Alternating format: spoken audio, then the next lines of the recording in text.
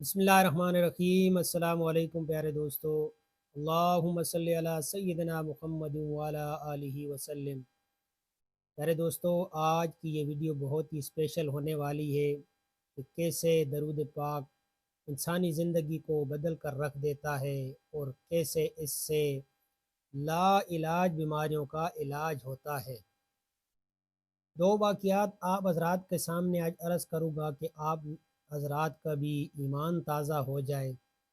ویسے میں آپ حضرات کے سامنے واقعات تو کبھی نہیں آپ کو سناتا، لیکن سوچا کہ آج ہر ایک آدمی تک یہ میری بات پہنچ جائے کہ آپ کو اگر کوئی بھی زندگی کی مشکل ہے، پریشانی ہے، مسائل کا حل نہیں ہو رہا، یا گھر میں لا علاج بیماری ہے، تو درود شریف کی کثرت کیا کریں، انشاءاللہ تعالی آپ کے تمام مسائل کا حل ہو جائے گا۔ تو حضرت پیر و مرشد کے پاس ایک عالم تشریف لائے اور وہ عرض کرنے لگے کہ مجھے ایک نوجوان کی کال آئی اور وہ مجھ سے اجازت مانگ رہا تھا کہ حضرت مجھے اجازت دے دیں، میں خودکشی کرنا چاہتا ہوں۔ یعنی زندگی کے مسائل سے، ٹینشن سے اور پریشانیوں سے میں اتنا تنگ آ چکا ہوں کہ آپ مجھے اجازت دیں اور میں خودکشی کر لوں۔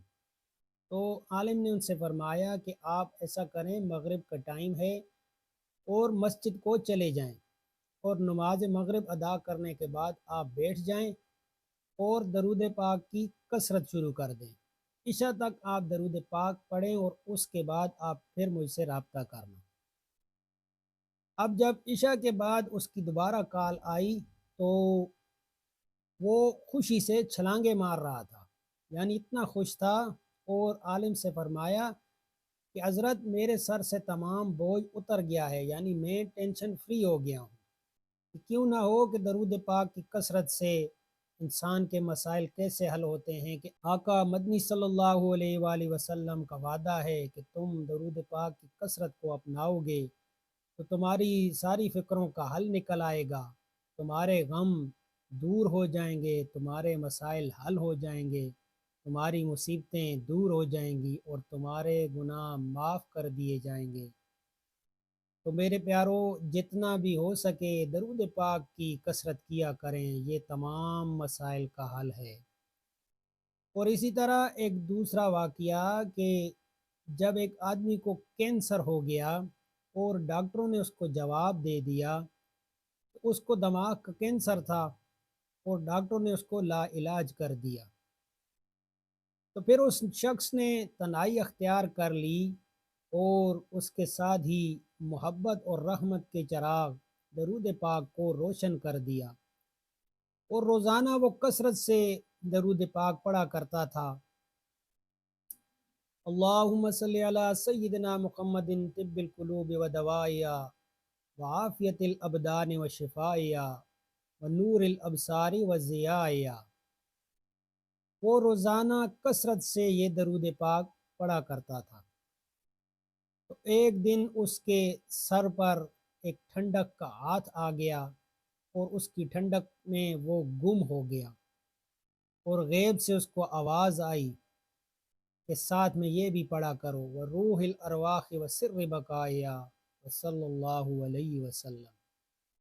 اب وہ پہلے جو پڑھتا تھا، جب اس کو یہ غیب سے آواز آئی تو اس نے اس طریقے سے پڑھنا شروع کر دیا: اللہم صلی علی سیدنا محمد طب القلوب و دوائیا وعافیت الابدان و شفائیا و نور الابصار و ضیائیا و روح الارواح و سر بقایا و صلی اللہ علیہ وآلہ وسلم۔ یہ درود پاک جب اس نے کثرت سے پڑھا تو اس کی ٹھنڈک سے، اس کی رحمت سے، اس کی برکت سے اس کو اللہ تعالیٰ نے شفا عطا کی، اور جب وہ دوبارہ چیک اپ کے لیے ڈاکٹر کے پاس گیا تو ڈاکٹر حیران ہو گئے کہ آپ نے کون سا علاج کرایا ہے۔